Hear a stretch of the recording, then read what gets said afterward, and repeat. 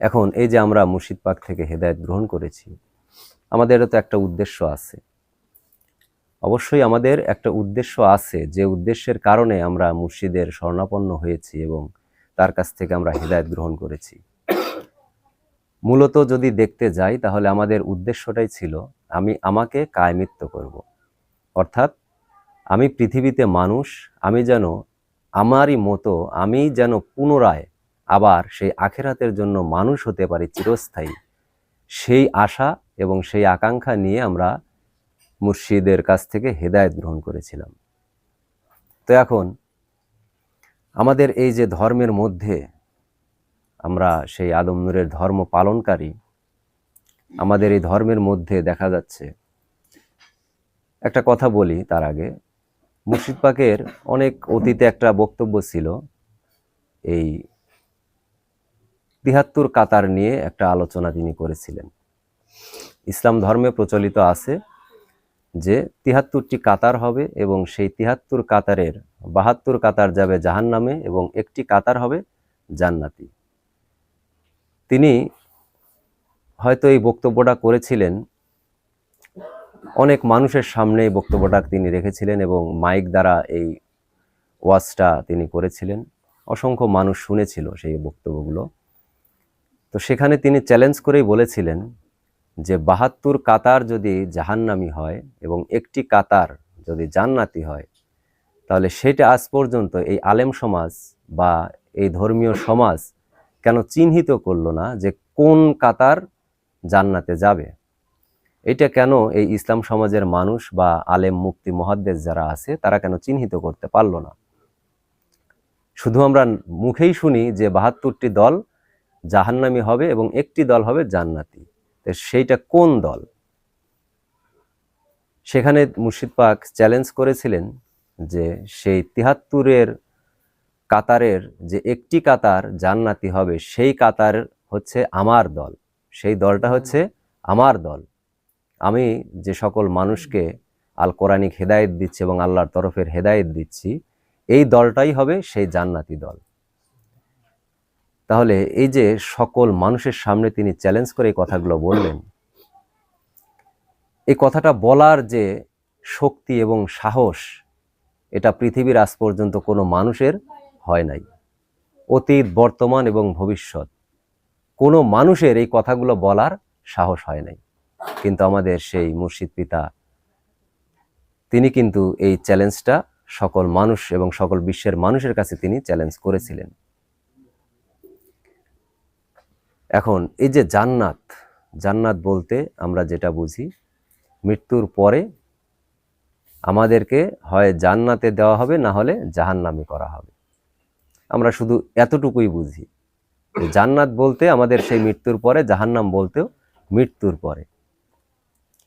এই জান্নাত জাহান্নাম সম্পর্কেও আমাদের কোনো জ্ঞান ধারণা নেই যে আসলে জান্নাতটা কি এবং জাহান্নামটা কি বস্তু।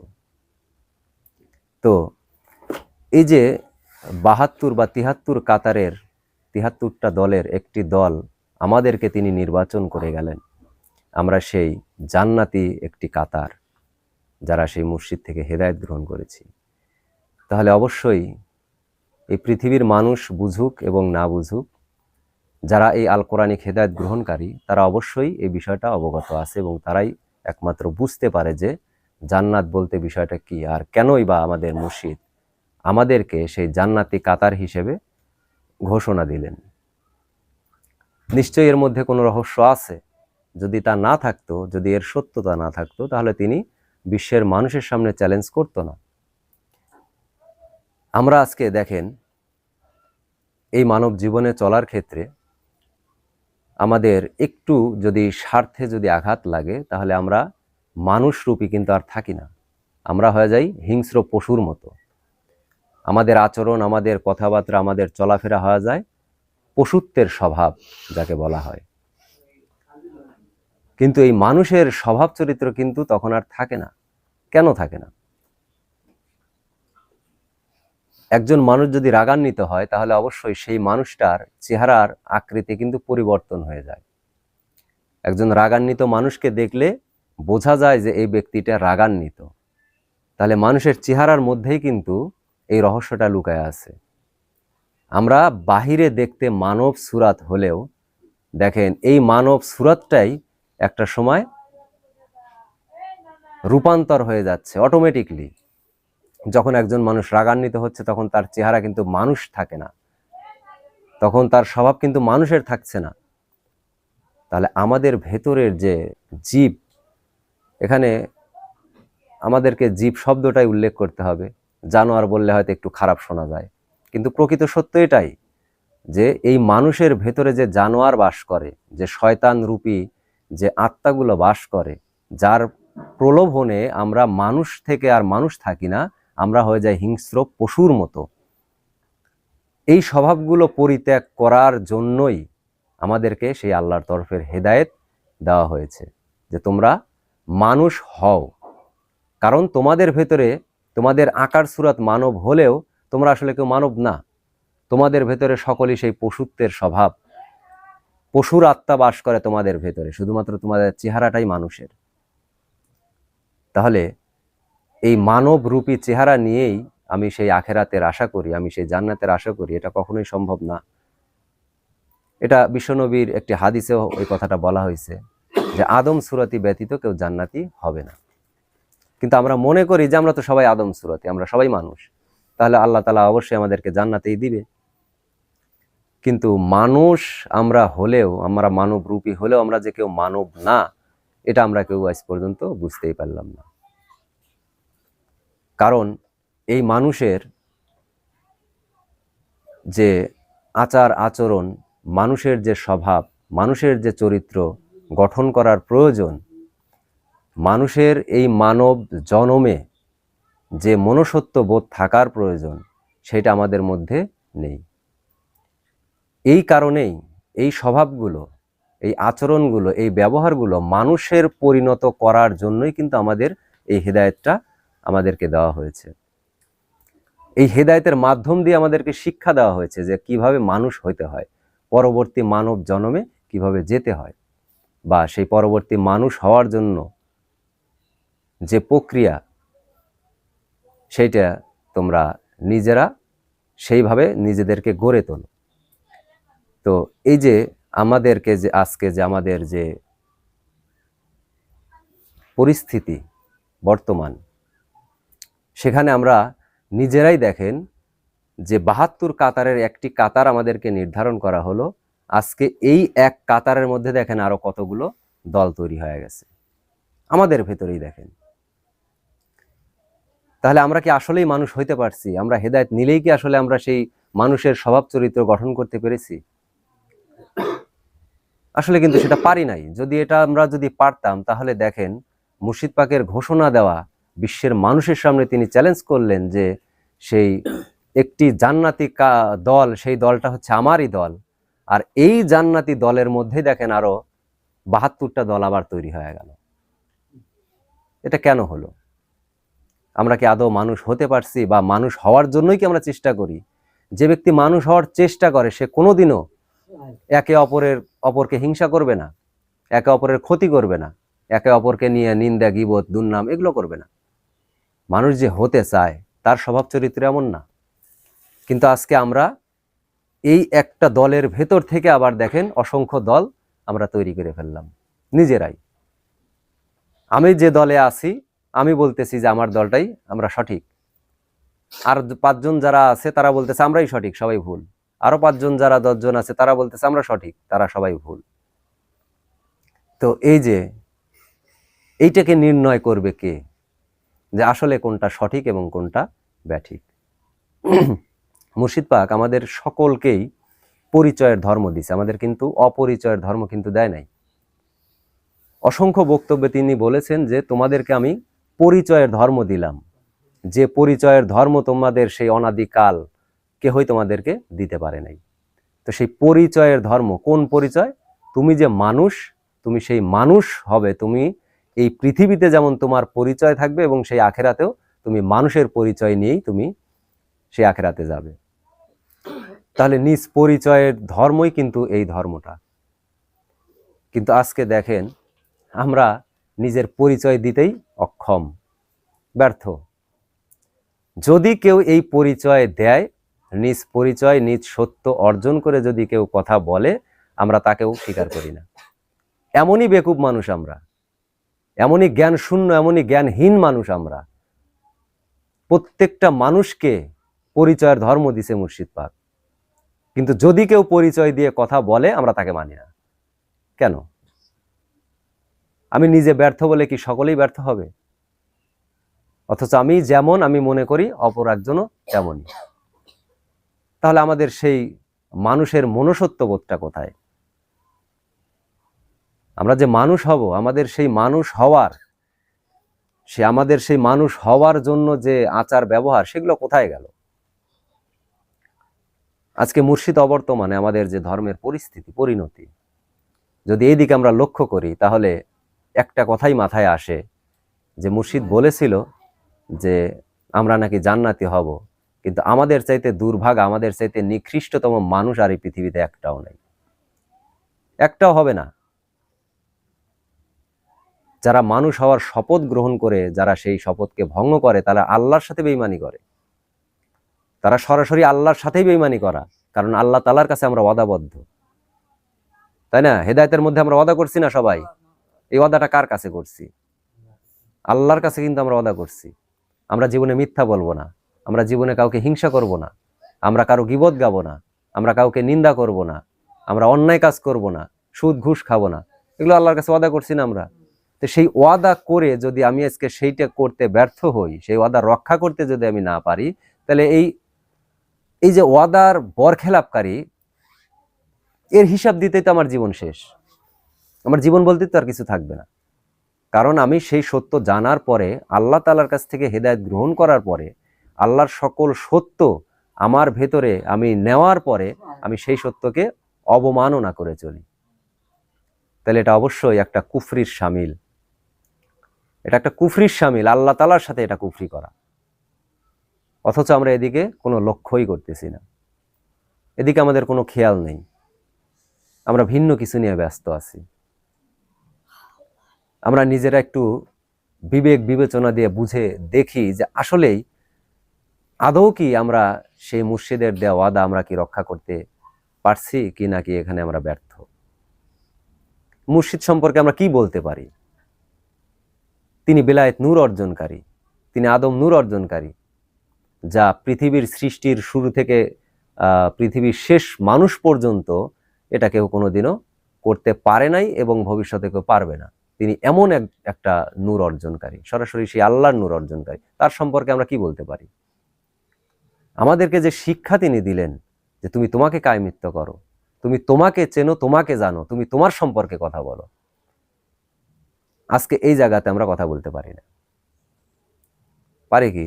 আসলে কিন্তু আমরা বলতেই পারি না, কথাই বলতে পারি না। কেন পারি না? কারণ আমি নিজেকেই নিজে আজ পর্যন্ত চিনি না।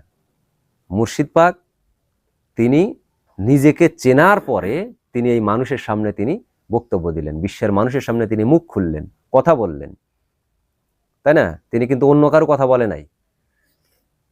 তিনি তেনাকে চেনার পরে তেনার সম্পর্কে তিনি বললেন এবং তিনি যে বস্তু অর্জন করছে সেই বস্তু সম্পর্কে পৃথিবীর মানুষকে ধারণা দিলেন।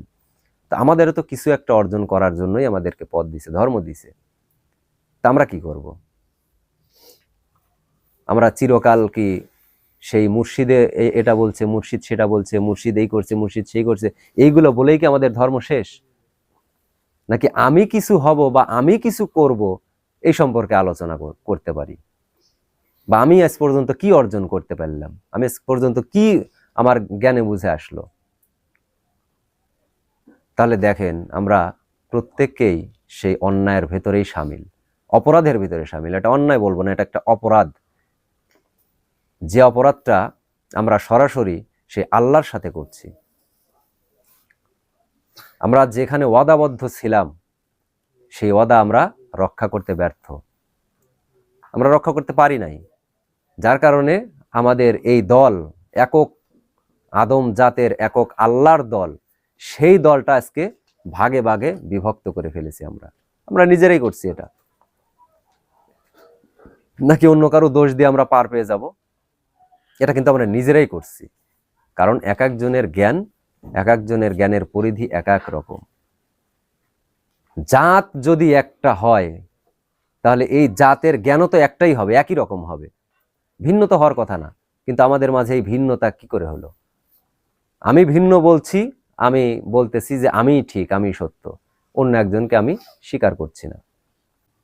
তাহলে এই যে আমরা আমাদের ক্ষুদ্র জ্ঞান নিয়ে আমরা আত্ম অহংকারে আমরা ব্যস্ত।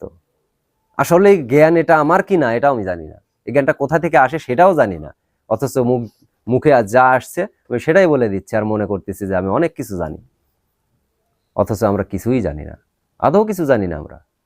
যদি জানতাম তাহলে হয়তো 10 জন মানুষ যেখানে ন্যায়ের কথা বলে তাহলে সেই ন্যায়ের পক্ষেই আমার কথা বলা উচিত ছিল, কিন্তু সেখানে কথা না বলে আমি অন্যায়ের পক্ষে আমি সাক্ষ্য দিয়ে কথা বলছি। তো এগুলো কোনো জ্ঞানীর কাজ না, এগুলো সবচাইতে বড় মূর্খ যারা তাদের কাজ এগুলো। তো যাই হোক, আমরা নিজেদেরকে কায়মিত্ব করার জন্য, নিজেদেরকে পরবর্তী জীবনে মানুষ করার জন্য আমরা মুর্শিদের কাছে ওয়াদাবদ্ধ এবং আল্লাহ তাআলার কাছে আমরা ওয়াদাবদ্ধ। যদি এই ওয়াদা আমরা পূর্ণ করতে না পারি তাহলে ওয়াদা খেলাপকারী হিসেবে কিন্তু আমরা আজীবন দায়ী হয়ে থাকব। এটা অবশ্যই আমাদের মাথায় রাখা উচিত, এটা অবশ্যই আমাদের মাথায় রাখা উচিত। যদি আমরা আল্লাহর কাছে যদি আমরা সেই ওয়াদা করে সেই ওয়াদার যদি বরখেলাপ হয়ে যায় তাহলে এইখান থেকে মুক্তি দেওয়ার মতো ক্ষমতা কারোই নাই। তাই নিজেরাই আমরা একটু বোঝার চেষ্টা করি এবং উপলব্ধি করার চেষ্টা করি যে আমার উদ্দেশ্যটা কি, কোন উদ্দেশ্যে আমি সেই মুর্শিদের কাছে গিয়েছিলাম, আমি কোন উদ্দেশ্যে তার কাছ থেকে ধর্ম নিয়েছি, কি উদ্দেশ্যে আমি তওবা করেছি এবং কি পাওয়ার জন্য আমাকে এই মানব জীবন দ্বারা পথ চলতে হবে। অবশ্যই আমাদের সেই লক্ষ্যবস্তু স্থির করে আমাদেরকে অবশ্যই পথ চলতে হবে, নিজেদেরকে সংযত রেখে এবং সেই আল্লাহ তাআলার ওয়াদাকে অবশ্যই আমাদের জ্ঞানে বুঝে রেখে আমাদের সামনে পথ চলতে হবে।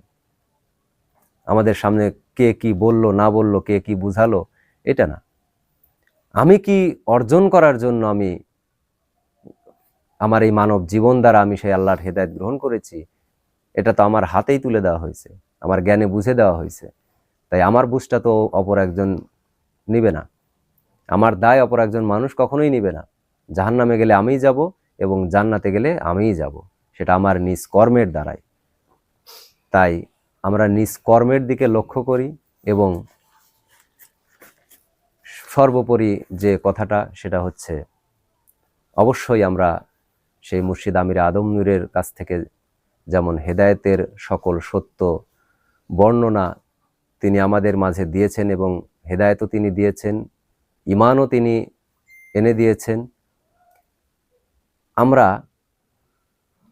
এই যে একটা এখানে কথা আসে যে শিক্ষা, যদি শিক্ষা ব্যবস্থা এই মানুষকে যদি অন্ধ করে, গুমরা করে, তাহলে আমার মনে হয় না যে পৃথিবীতে এমন কোনো কিছু আছে যে ওই ব্যক্তিটাকে জ্ঞানী করে।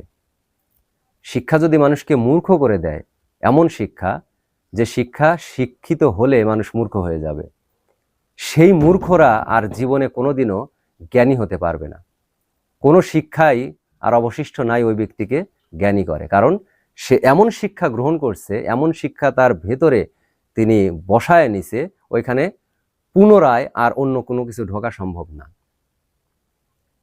এটা যেমন সত্য, ঠিক তেমনি এই যে মুর্শিদ থেকে জ্ঞান প্রাপ্ত হওয়া এবং মুর্শিদ পাক যে আমাদেরকে যে জ্ঞান দিয়েছেন, আমাদের ভেতরে কিন্তু একটা বিষয় দেখেন, পৃথিবীর যত জ্ঞানী আছে, যত ধর্মীয় আলেম ওলামা, যত যা কিছু আছে, এদের কথা কিন্তু আমাদের ভেতরে কিন্তু আর গ্রহণযোগ্য হয় না।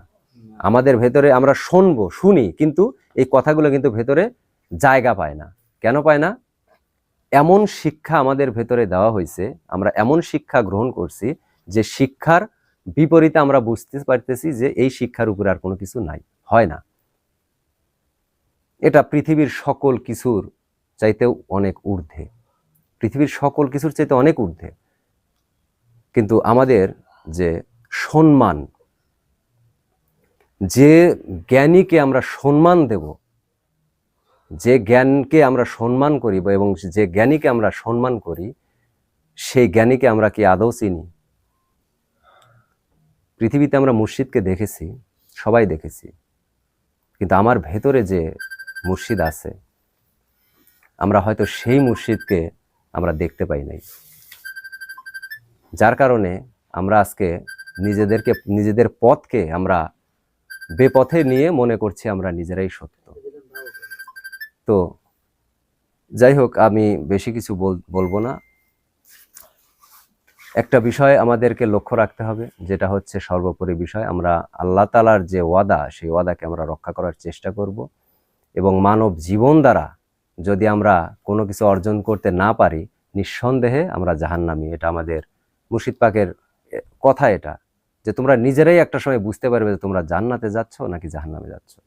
তা আমাদের পথকে রোধ করার ক্ষমতা কারো নাই। যদি জাহান্নামের দিকে আমি রওনা দেই, সেখানে আমাকে ঠেকানোর কেউ নাই। যদি জান্নাতের পথে রওনা দেই, সেখানে আমাকে রোধ করার কেউ নাই। তাই নিজের জ্ঞানে, নিজের বুঝে আমরা পথ চলার চেষ্টা করি। ইনশাআল্লাহ যদি মালিক আমাদের সহায় থাকে, অবশ্যই আমাদের সফলতা একদিন আসবে। এই বলে আমি আমার সংক্ষিপ্ত আলোচনা এখানে সমাপ্ত করলাম। সুবহানাল্লাহ বিহামদিহি, সুবহানাল্লাহ আলিয়্যুল আযীম। সবার প্রতি আমার সালাম। আসসালামু আলাইকুম ওয়া রাহমাতুল্লাহি ওয়া বারাকাতুহু।